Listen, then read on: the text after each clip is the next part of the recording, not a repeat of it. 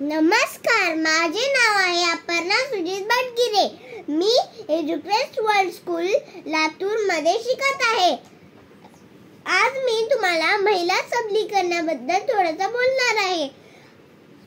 आदिशक्ती तू, प्रभूची भक्ती तू, झाशीची राणी तू, मावळ्यांची भवानी तू, प्रयत्नांना लावलेली उन्नती तू, आजच्या युगाची प्रगती तू.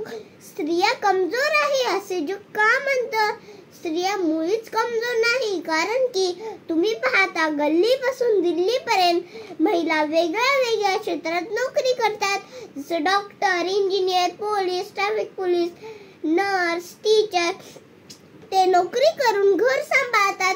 याचं उदाहरण माझी मम्मी. ती नोकरी पण करते, घर पण सांभाळते, माझा अभ्यास पण घेते.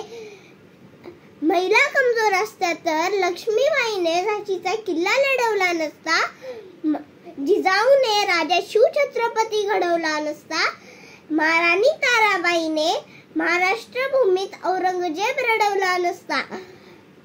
म्हणून म्हणते, स्त्रिया कमजोर नाहीत, पण त्या असुरक्षित आहेत.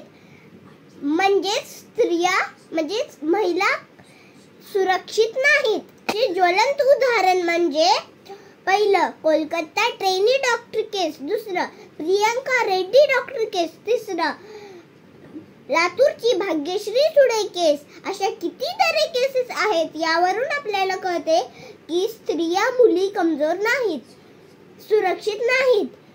म्हणून महिला सबलीकरणाची गरज आहे. मला एकदा माझी आजी म्हणली होती की मुलगी म्हणून जन्म घेणं हे एक शाप असतो. खूप त्रास असतो मुलींना, आणि मुलांना हे सगळं सोपं असतं.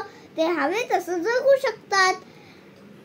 तुम्ही मला सांगा की आता जर यासारख्या मुलींनी विश्वास ठेवला तर माझा विश्वास आणि माझी किंमत अर्धी उद्ध्वस्त झाली असती. या केस मी जी तुम्हाला आता सांगितल्या ते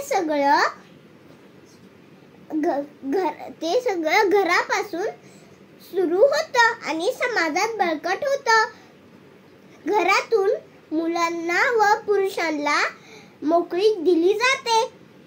या उलट मुलींची चौकशी होते, तिच्यावर बंधने असतात, तिच्यावर पाळत ठेवली जाते,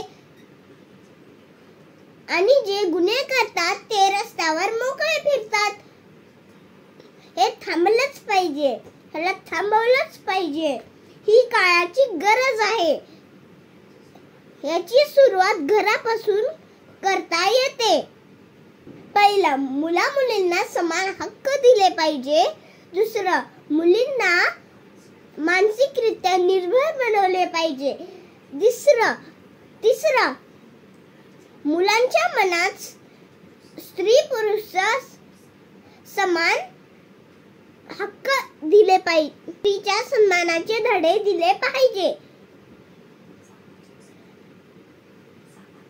सामाजिक संस्थांनी एकत्र आले पाहिजे, मिळून काम केलं पाहिजे, खेड्यांमध्ये गेलं पाहिजे, खेड्यामध्ये जाऊन महिला सबलीकरणाची गरज ठेवली पाहिजे, शाळा घेतली पाहिजे, आमच्यासारख्या मुलींपर्यंत पोहोचलं पाहिजे.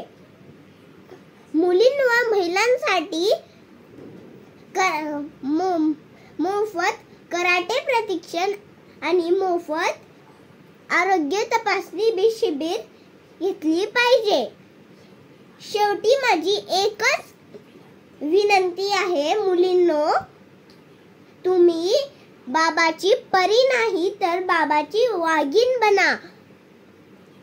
कुणी वाकडी नजर करून बघितलं तर त्याचे डोळे करून हातात द्यायची हिम्मत ठेवा. म्हणजे महिषासुरमर्दिनीची ताकद. ह्याच महिषासुरमर्दिनीच्या स्तोत्रापासून मी माझा भाषण संपवते. ऐगिरी नंदिनी नंदित मेदिनी विश्वविनोदिनी नंदनुते गिरिवर विंध्य शिरोजिनी वासिनी विष्णु बिलासिनी जिष्णुनुते भगवती हे शिटिकुंट कुटुंबिनी भूरि कृतुंबिनी भूरि कृते जय जय हे महिषासुरमर्दिनी रम्य कपर्दिनी शैलसुते धन्यवाद.